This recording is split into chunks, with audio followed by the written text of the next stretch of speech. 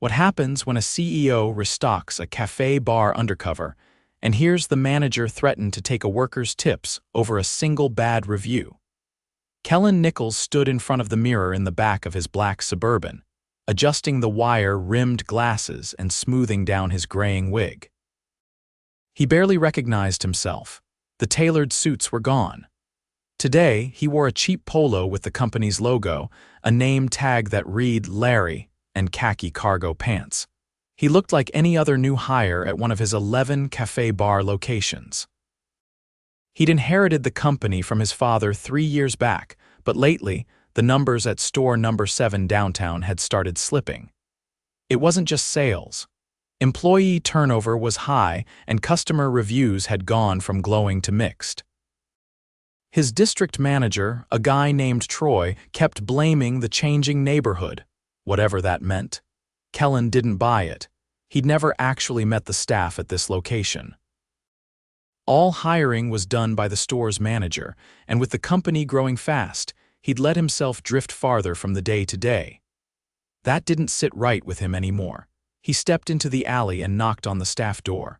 A young woman with a tired bun and flour on her apron opened it. "You the new guy?" she asked, already walking back inside. "Yep, Larry, starting shift today." She didn't even look back. "Cool, I'm Dana. Just throw your stuff in the break room and come to the bar. We're already behind." That's how quickly he slipped in. The place was short-staffed, he could tell immediately. Only 3 people worked the morning shift. Dana, who seemed to be juggling the register and espresso machine, a quiet dishwasher named Lewis, and a barback named Eric who looked like he hadn't slept. The manager was nowhere to be seen.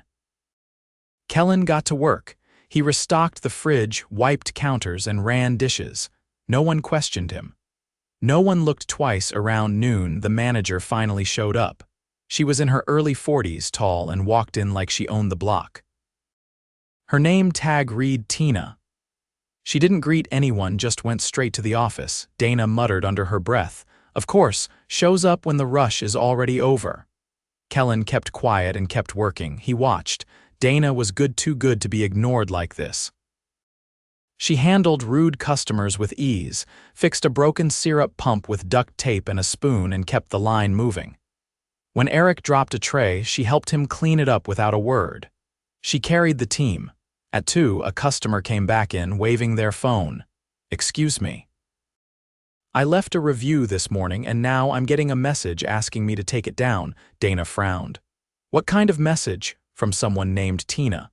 "She said my refund would be canceled if I didn't delete it." Tina had come out of the office. She crossed her arms. "You left a 1-star review saying your croissant was cold. That's not fair." The customer blinked.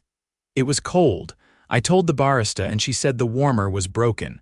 Dana stepped forward. "That was me. I apologized and offered a fresh one." Tina shot her a look. "You need to stop talking." Kellan's gut twisted. The customer left, shaking their head. Dana looked down, embarrassed. Later, when things slowed, Tina pulled Dana into the back. Kellan pretended to mop near the door, just close enough to hear. "You're not keeping your tips this week," Tina said. "We got a bad review and you were on shift." "What? That's not how tips work," Dana's voice cracked. "It is now. You want to argue or you want to keep your job?" Dana didn't answer. Kellan froze. His hands gripped the mop handle tight. This wasn't about one bad manager. This was exploitation. He didn't sleep that night. The next morning, he showed up early, beating even Lewis to the door. Dana arrived with red eyes and no makeup. She smiled weakly. "Hey, Larry, ready for another day?" He nodded. "Yeah. But I think things are about to change." The next morning, the front doors of the cafe creaked open to a gray, rain-slicked sidewalk. Kellan stepped inside first, still wearing the name tag that read Larry, but something about his posture had changed. He wasn't just observing anymore. He was watching with purpose. Dana walked in behind him, moving slower than yesterday. Her right ankle was wrapped in a soft brace, and she had a limp that she tried to hide by shifting her weight awkwardly from one foot to the other. "You all right?" Kellan asked quietly as they passed the register. "Twisted it on the stairs last night. It's fine." She set her backpack down and reached for an apron. Tina said if I called out again this month, I'd lose my shifts next week. Kellan didn't press, not yet. By 7, the usual weekday crowd started trickling in city workers on break, college students with laptops, and a few regulars who didn't need to say their orders out loud. Dana worked the register. Eric was back on barback, his eyes even redder than the day before. Lewis, as always, stayed behind the scenes, scrubbing, rinsing, and restacking trays with quiet efficiency. Kellan took on the bulk of the prep bar and fridge stocking, his hands moving fast. He'd run logistics for the company years ago before he ever became CEO. Muscle memory kicked in. Tina didn't show up until after 9. She walked in mid-call, holding her phone angled away from her face as she barked into it. Then tell accounting I don't care. If they clocked out late, they're not getting overtime. I'm not paying for someone to sweep the same tile twice. She dropped her bag by the pastry case and finally looked around. Where's the floor chart? She asked no one in particular. Dana gestured toward the clipboard hanging by the espresso machine. I updated it last night.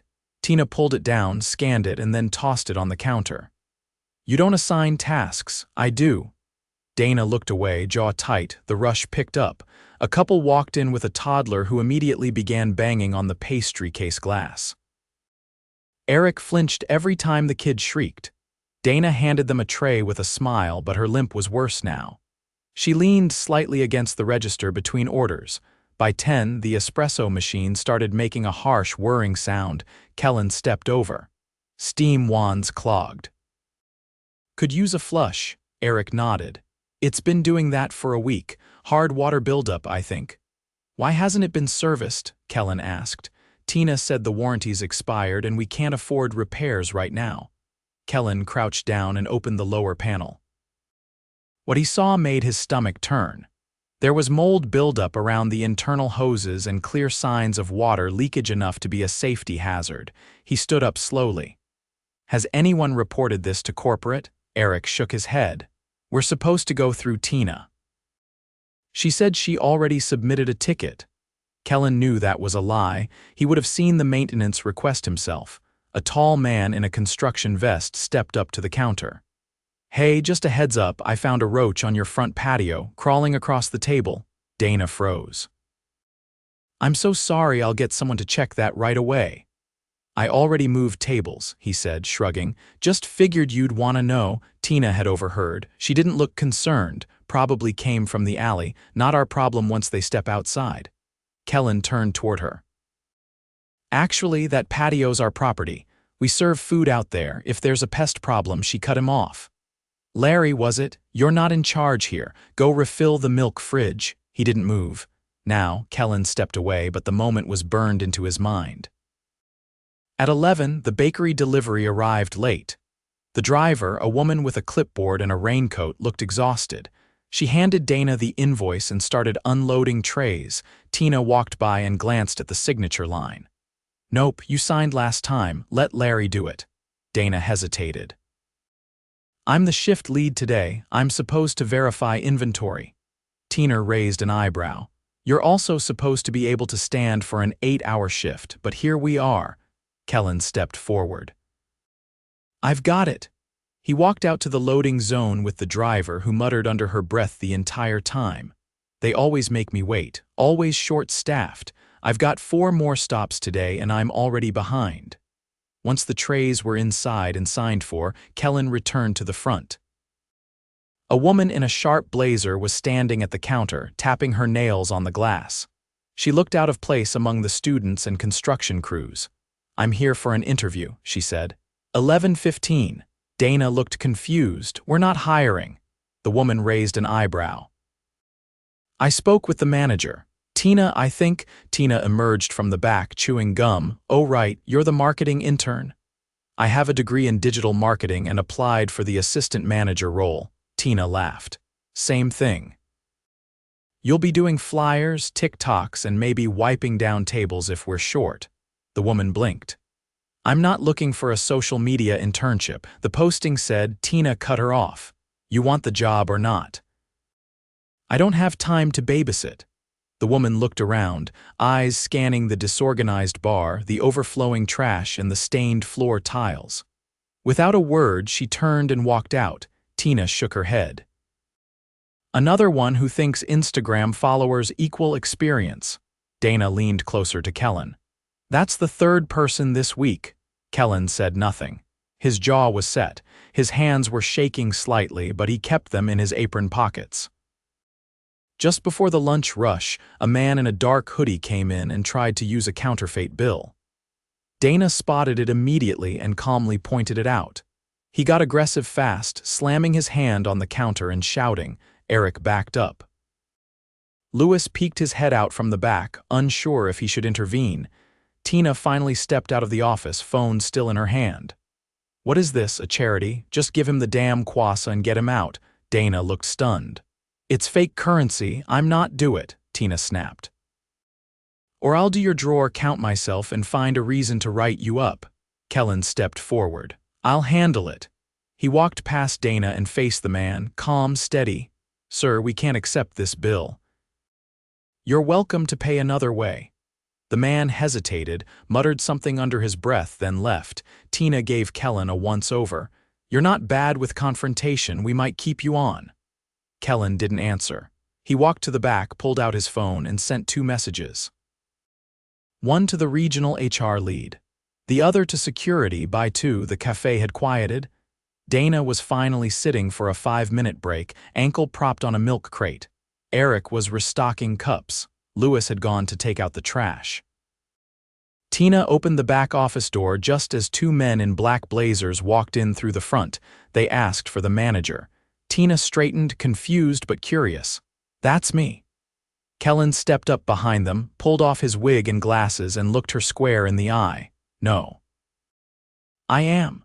The room went dead silent. Dana's water bottle slipped from her hand. Eric dropped a stack of lids. Tina's hand slowly fell from her hip, confusion turning to dread. Kellan didn't raise his voice.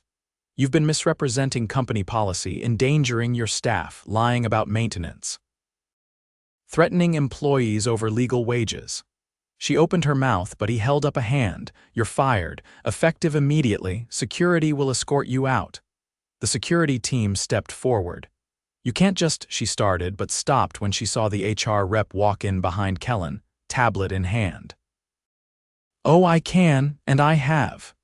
Tina looked at the others, but no one said a word, not even Dana. As she was led out, Kellan turned to the staff. I'll explain everything. But first let's take care of each other. Starting now. Kellan stood quietly with his arms crossed as Tina's footsteps faded down the sidewalk, the doors closing behind her with a soft metallic click. The room remained still. Nobody moved. Dana hadn't blinked since the reveal. Eric leaned against the sanitizer station with wide eyes, gripping the edge of the counter like it might disappear. Lewis emerged slowly from the back hallway, wiping his hands on his apron, uncertain if he'd misunderstood what had just happened. Kellan turned to them, his voice level. We're not going back to business as usual, not today. He motioned toward the small seating area near the window. The chairs were still warm from the morning rush, but the customers were gone. The cafe was quiet. Take 10 minutes. Sit down. You've earned more than that. Dana hesitated, then limped to a chair. Eric followed, still glancing at the front door like he expected Tina to burst back in and claim it was all a joke. Lewis stayed standing, arms crossed, expression unreadable. Kellan remained standing. I want you to be honest with me, not polite, not careful. I need to know what's really been happening here, what I haven't seen. Eric's voice came first, hesitantly. Are we still employed? You are. Every one of you, Kellan said. Dana leaned forward, elbows on her knees. Then I'll say it. I've been here for almost 2 years. I stayed because I loved this place when I started, but things changed. Tina stopped listening. She picked favorites. She hired people who didn't last a week, and the rest of us had to cover for it. Lewis spoke next, his voice low but steady. She cut my hours when I asked for a raise. Said I had an attitude. I've been doing the same job since before her. Never got a raise once. Eric nodded. She told me last month if I told anyone about the water leak behind the ice machine, I'd be written up for creating panic. It's still leaking. I mop it every morning. Kellan didn't interrupt. He listened, carefully absorbing each word. Dana continued.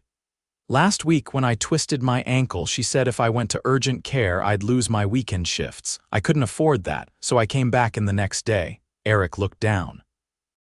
She called me soft. Said if I kept showing up tired, I'd be replaced. I'm in school full-time. I close here, go home at 1 and have class at 7. Lewis added, she made fun of my accent when I answered the phone. Said I sounded too stiff for the register. I've lived here 20 years. Kellan's expression didn't shift, but his jaw tightened. None of that is acceptable. Not a single word of it, he said. And I'm not here to apologize on behalf of someone who's been fired. I'm here to fix what she broke. Dana looked at him carefully. How? First, he said, I've already got a facilities crew scheduled to deep clean and inspect every corner of this store. That includes the espresso machine, the floors, the back storage, everything. If it's broken, it gets replaced. No exceptions. Eric raised a hand slightly. What about ours? We're drowning. Kellan nodded. I've pulled the applications Tina never reviewed. There are 8 qualified candidates who never got a call back. HR's been instructed to fast-track hiring for 3 positions, 2 full-time, 1 part-time. That should relieve the pressure by next week. Lewis shifted his weight. That's good, but what about her policies? The tip cuts, the threats, officially reversed, Kellan said. Every employee who worked the last 30 days will receive a full audit of their tips. If anything was withheld, it will be corrected with back pay. That's already in motion. Dana leaned back, arms crossed. And after that? You leave and we go back to hoping the next manager isn't just like her. No, Kellan said. You'll help choose the next manager. She blinked. What? I'm bringing in a regional supervisor temporarily, but the permanent manager will only be hired after I meet with each of you individually. You'll tell me what this store needs, and if a candidate doesn't fit that, they won't get the job. Eric looked at Dana, then at Kellan. No one's ever asked us what we need. They should have, he replied. That's on me. Lewis finally sat, folding his hands on the table. So what now? Now I stay, Kellan said. Not forever, but long enough to do the job right. I'll be behind the bar, on the floor, wherever you need me. I'm not here to supervise, I'm here to work and observe. He looked at the clock. We've got about 20 minutes before the next wave hits. Let's deep clean the bar, I'll handle the machine. Dana, take register for the afternoon only if you're up for it. If not, we'll rotate. I can manage, she said. As long as I can sit between rushes. Done. Back in the kitchen, Kellan rolled up his sleeves and pulled on a pair of gloves. He opened the side panel of the espresso machine again and started cleaning the interior tubing. Eric leaned against the sink. Can I ask something? Sure, Kellan said without looking up. Why now? Why'd you come here in disguise? I stopped trusting reports. I started reading reviews myself. Saw a pattern. Decided the only way to know the truth was to see it. Eric nodded. You saw it. Kellan stood up, holding a stained filter screen. I saw enough to know I've been absent too long. That afternoon, the rhythm of the café changed subtly. Customers still came and went, but the energy behind the counter was different. Dana's posture was looser. Eric cracked a quiet joke during prep. Lewis played music softly from the back, a playlist Tina had banned for being too slow. By 4, the assistant from HR arrived with a laptop and a stack of forms. She sat up at a back table and quietly began reviewing time cards. At 5, a delivery truck pulled up with new light bulbs, safe gloves, and a replacement water filter, items Kellan had ordered directly that morning.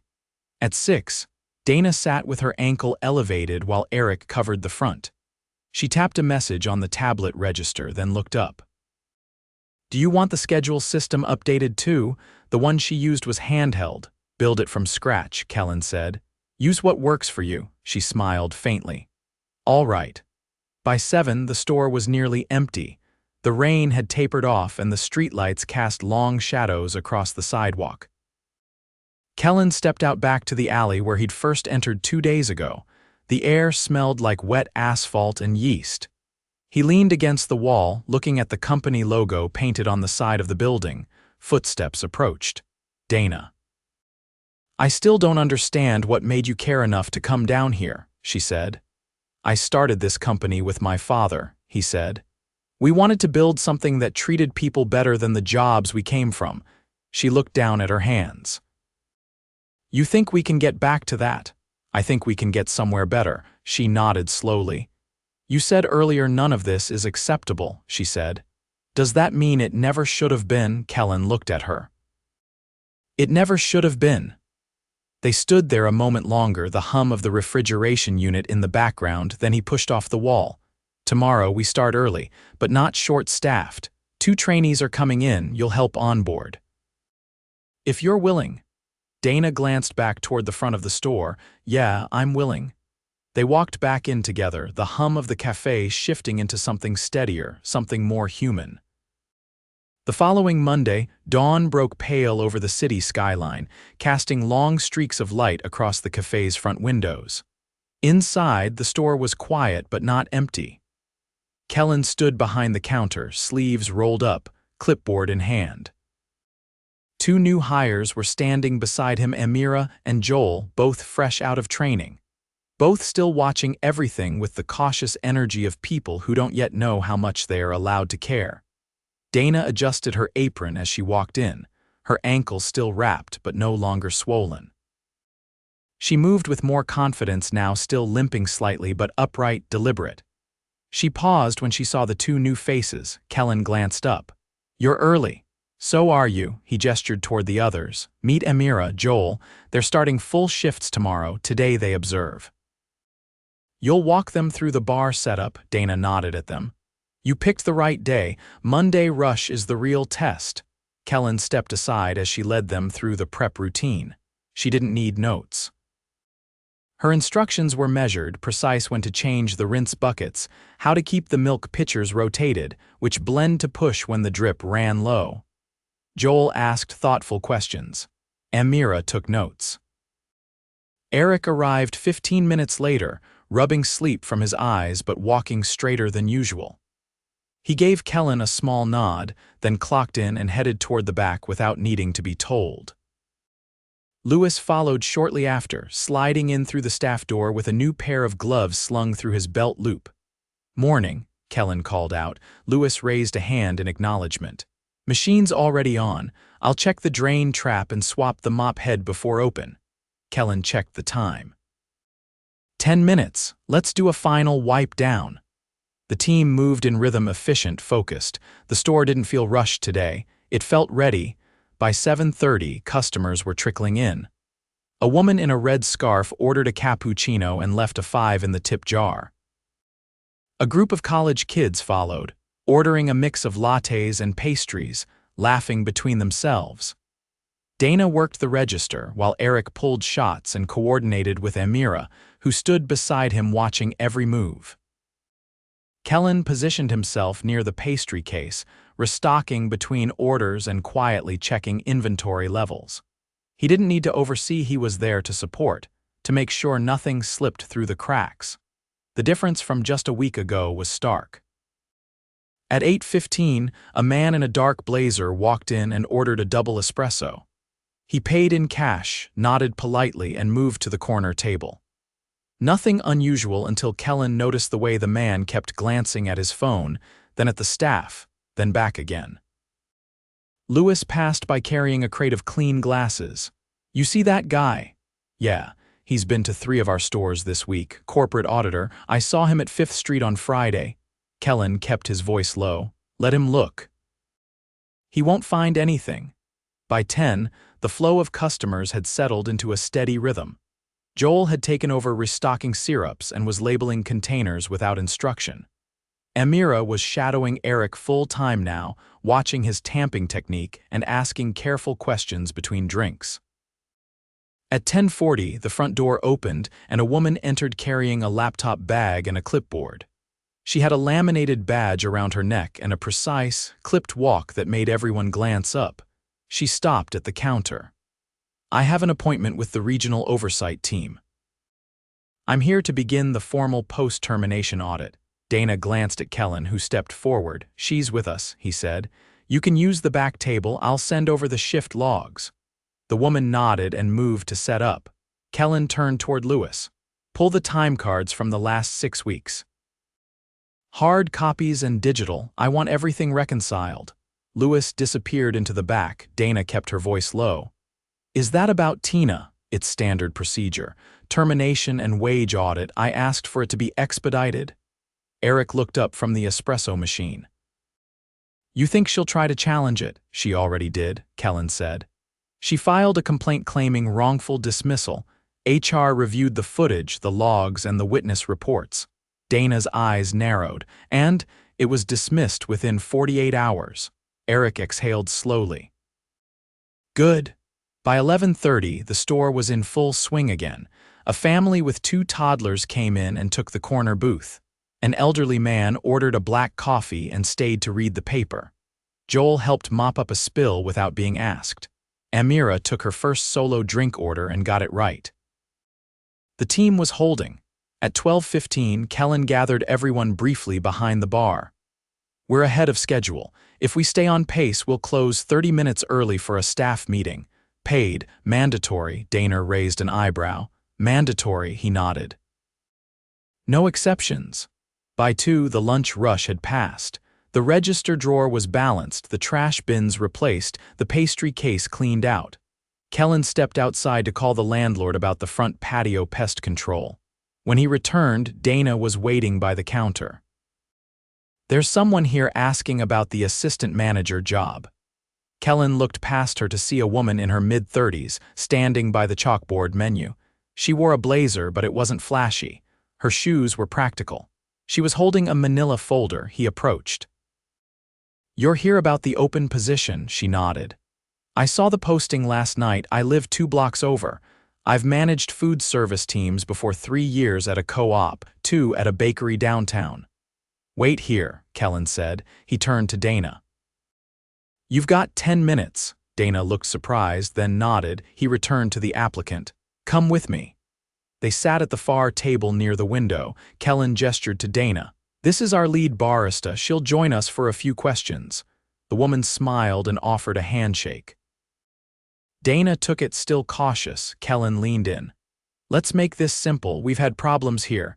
We need someone who can lead without ego, who listens, and who can coach without pushing people out. I'll ask one question. Dana will ask one. That's it. He turned to the applicant. What's the biggest mistake you've made as a manager? She didn't hesitate. Not stepping in when a team member was being mistreated by a customer. I thought I should let them handle it themselves. I was wrong. I owned it. Apologized. Made changes to our escalation policy. Kellan nodded, then looked at Dana. Dana studied her. What would you do if someone on your team made a mistake during rush but tried to cover it instead of asking for help? I'd speak with them privately. Try to understand why they didn't feel safe owning up to it. Then I'd make sure the team knows we fix mistakes together. We don't punish honesty. Dana leaned back slowly. All right. Kellan stood. We'll be in touch by end of week. As the woman left, Kellan turned to Dana. What do you think? Dana crossed her arms. She listens before she talks. That's a start. The staff meeting began at 4:30. The café was locked up, lights dimmed, chairs pulled into a loose circle. Kellan stood in front of the pastry case, a tablet in hand. Everyone here has been through more than they should have. That ends now. We're putting in new policies, written ones, clear ones. They'll be posted in the break room, and every employee will get a digital copy. He pointed to the tablet. First, breaks are guaranteed. If we're short, I work the floor. No exceptions. Lewis raised a hand. What about equipment requests, approved through the new chain? You submit, I review. Nothing disappears into a void. Dana added, and what about shift coverage? We're building a float team. Rotating coverage between stores so no one gets buried when someone calls out. Hiring starts next week. Eric looked around. What if things slip again? What if the next manager starts acting like Tina? Then you call my office directly, Kellan said, or you message the new internal line. Anonymous reporting, managed by HR, not store leadership. Dana gave a small nod, then glanced around at the others. Kellan lowered the tablet. "This place runs because of you, not me, not titles." You, Lewis, leaned forward. "So what are we now?" Kellan smiled just a little. "A team." "For real this time." The room was quiet for a beat. Then Dana stood. "Then let's get back to work," and they did.